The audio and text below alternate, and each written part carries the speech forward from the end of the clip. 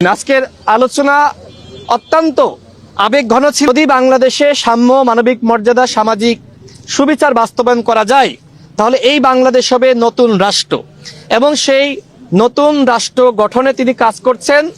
একটি রাষ্ট্রে যে ধরনের উপাদান থাকা দরকার, আমেরিকা, ইউরোপ, কানাডা, সিঙ্গাপুরে আপনারা দেখেছেন, শিক্ষা ব্যবস্থার উন্নয়ন, চিকিৎসা ব্যবস্থার উন্নয়ন, মানুষের মানসিকতার উন্নয়ন, সভ্যতা, এই বিষয়গুলো পুনর্গঠন করা।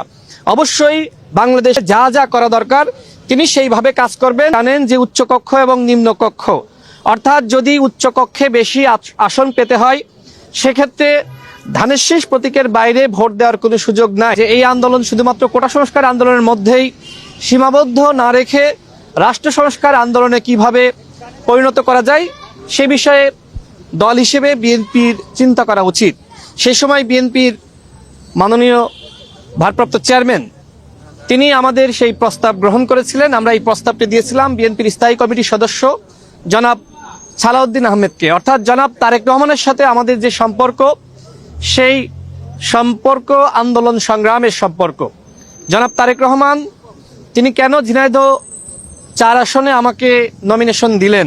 নিশ্চয়ই এই আন্দোলন সংগ্রামের যে ইতিহাস, এবং অনেকে বিভিন্ন সময় প্রশ্ন করে থাকেন যে জনাব তারেক রহমানের আসলে কতটুকু ভূমিকা ছিল এই গণ অভ্যুত্থানে। আমি নিশ্চয়ই বললাম আপনাদের মাঝে যে এই গণ অভ্যুত্থানে তিনি সমন্বয় করেছেন, তিনি আমাদেরকে যেভাবে গাইড করেছেন সেইভাবে কিন্তু আমরা সমন্বয় করেছি, এবং এক্ষেত্রে গণ অধিকার পরিষদের সংগ্রামী সভাপতি নুরুল হক নূর তিনিও অগ্রগণ্য ভূমিকা রেখেছেন। কিন্তু সামগ্রিক এই আন্দোলনের যিনি সমন্বয় বা তত্ত্বাবধায়কের ভূমিকায় ছিলেন, বিশেষ করে যারা আমরা যুগপৎ আন্দোলনের সারথী রাজনৈতিক দল ছিলাম, তিনি ছিলেন জনাব তারেক রহমান।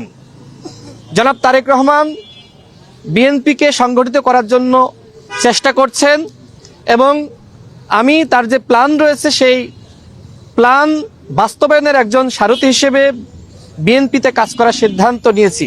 আজকে যে আলোচনা হয়েছে সেটি স্বাভাবিকভাবে, যেহেতু আমি ঝিনাইদহ 4 আসনে নির্বাচন করছি, সেখানে কি কি সংকট রয়েছে এবং সেই বিষয়গুলো নিয়ে কি করা যায় আমি তার কাছে বিস্তারিত তুলে ধরেছি, এবং তিনি ঝিনাইদহ 4 আসনে নির্বাচনী জনসভায় আসবেন, যেটি আগেও বিএনপির স্থায়ী কমিটির সদস্য জনাব সালাউদ্দিন আহমেদ আমাকে জানিয়েছিলেন, এবং আজকেও আমি সেই বিষয়টি তাকে জানিয়েছি। ইনশাল্লাহ ঝিনাইদহ 4 আসনের মানুষের উদ্দেশ্যে বলতে চাই, জনাব তারেক রহমান আপনাদের মাঝে আসছে, এবং তিনি যে সিদ্ধান্ত নিয়েছেন আমাকে আমার পাশে থাকা এবং ঝিনাইদহ 4 আসন থেকে আমি যাতে নির্বাচন করি, আমি আশাবাদী সেখানে বিএনপির আরও কয়েকজন প্রার্থী ছিলেন, তারা জনাব তারেক রহমানের সিদ্ধান্ত মেনে আমাকে সহযোগিতা করবেন এবং ধানের শীষ প্রতীকে ভোট দিয়ে বিএনপিকে ক্ষমতায় আনবেন।